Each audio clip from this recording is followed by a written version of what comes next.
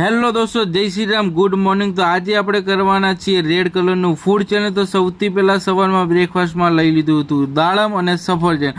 આજે આપણે બ્રેકફાસ્ટમાં મસ્ત હેલ્ધી ફૂડ ખાધું હતું। આનો ફૂલ વ્લોગ આવી ગયો છે તો જોવાનું ભૂલતા નહીં ને ચેનલ ઉપર નવા હોય તો સબસ્ક્રાઇબ કરી લેજો અને લાઈક કરજો। અને પછી મસ્ત બપોરે આપણે લંચમાં લીધા હતા ટોમેટો વાળા પાસ્તાના સાથે લીધી હતી ટોમેટો વાળી વેફર।